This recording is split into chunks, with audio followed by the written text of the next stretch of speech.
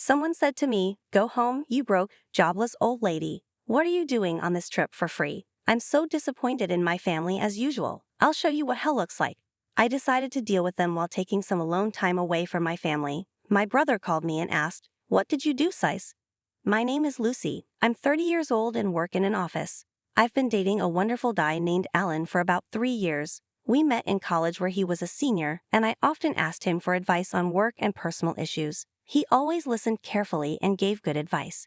After we started working, we kept meeting up, and one day he told me he loved me. We began dating, and things have been going well ever since. We're even thinking about getting married soon. One day, Alan proposed to me, saying, "Lucy, I want to spend my life with you. Will you marry me?" I said yes, and we decided to get married. We told our families about our engagement. When I met Alan's family, his mother was really nice to me. She was kind and friendly, and we had a lovely time together. She even gave me a lot of compliments, which made me a bit shy. The meeting went well, and I felt relieved. Next, I had to introduce Alan to my family, which made me feel down. The reason is, I don't really like my family. My parents were both very good at sports and got into college on athletic scholarships. They expected me to be good at sports too, but I wasn't. They made me try different sports like basketball, swimming, table tennis, and figure skating, but I was never good at any of them. I was only average at sports, which wasn't good enough for my parents. They were clearly frustrated with me. When my brother Kyle was born, they had high hopes for him in sports too. Kyle turned out to be very good at soccer. The local youth coach said he had talent, and my parents were thrilled. They shifted all their attention to Kyle, calling him a genius and treating me like a disappointment. As I grew older, my parents paid no attention to me. I focused on my studies and did well, but they said it didn't matter. When I wanted to go to college, they said they couldn't afford it, so I had to rely on scholarships. Meanwhile, Kyle continued to excel in soccer and even got a soccer scholarship to high school. My parents were overjoyed and believed he would go pro.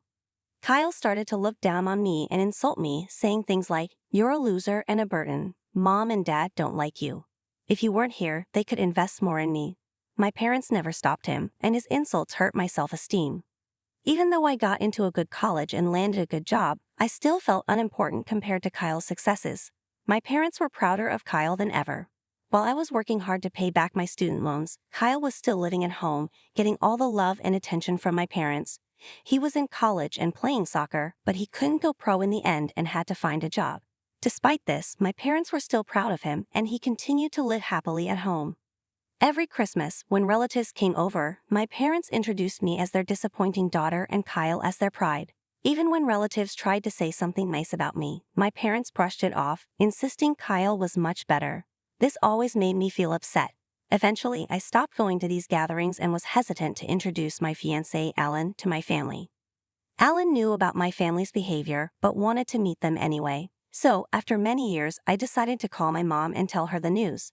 Her response was cold, and she barely acknowledged me. I told her Alan wanted to meet the family, but she seemed indifferent and suggested we just get married without a meeting.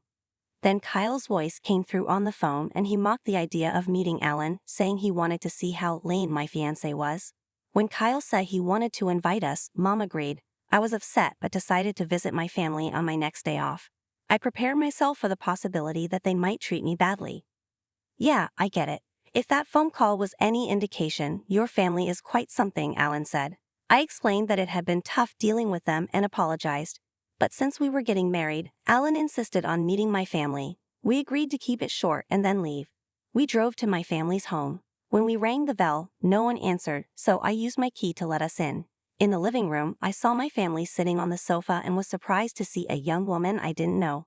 I decided to greet everyone. "Hi everyone, it's been a while. This is my fiancé Alan. Nice to meet you all." As I introduced him, my family looked at Alan and Kyle made a rude comment, which even made Alan awkwardly chuckle. Kyle then introduced the woman next to him. "This is Mia, my wife. We've been living here since we got married." I was shocked. "Wait, you're married?" I asked wide-eyed. "Yeah, last year," Kyle replied. I couldn't believe it. My mom looked annoyed and told me it wasn't my business. I was stunned that Kyle had married without telling me.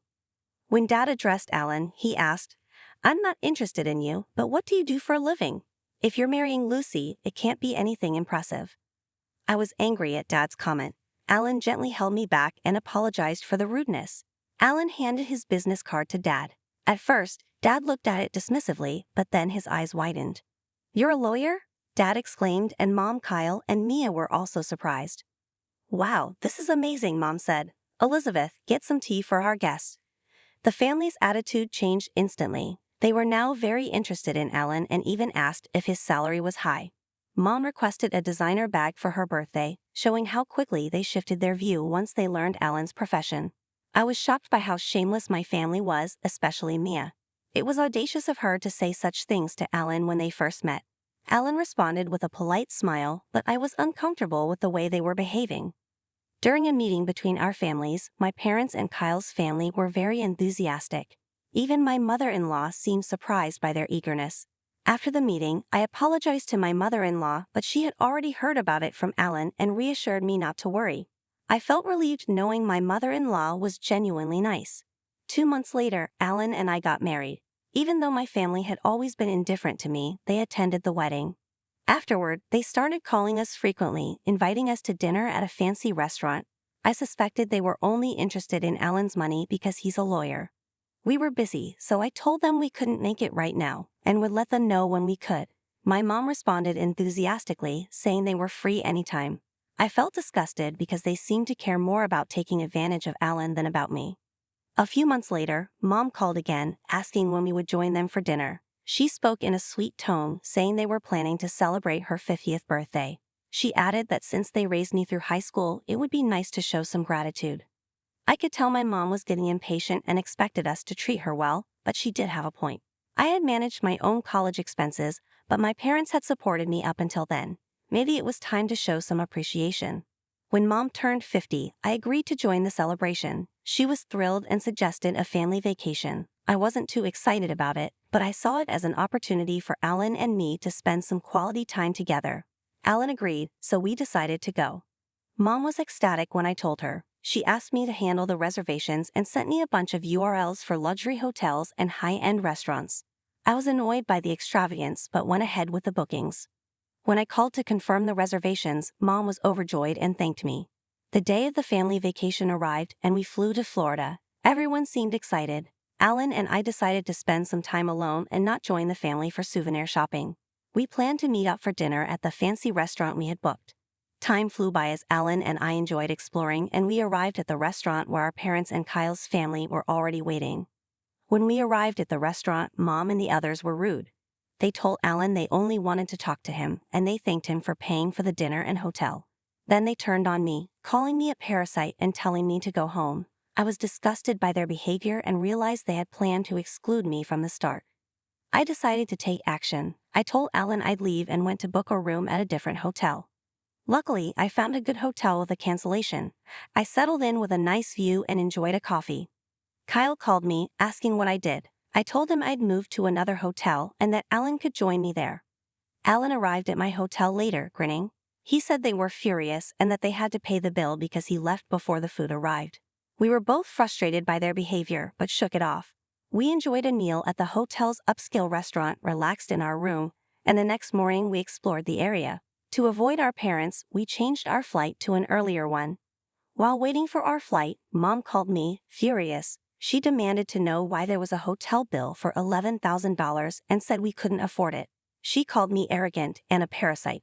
I told her I was planning to pay for the whole trip to thank them for their support, but their behavior ruined it. Mom was shocked when I told her I earn more than Dad and have substantial savings. I decided to cut ties completely, hung up, and blocked their numbers. They couldn't find us because they didn't know where we lived or worked. However, my family went to Alan's law firm, caused a scene, and demanded to see him. Kyle even broke some office equipment, which led to their arrest. After spending so much on the trip, they now had to pay for damages and fines. Both Dad and Kyle lost their jobs and now work part-time, living in poverty. Meanwhile, Alan and I are happy. I'm pregnant, and we recently celebrated the birth of our beautiful daughter with my mother-in-law. I'm looking forward to cherishing our new family and living a joyful, fulfilling life.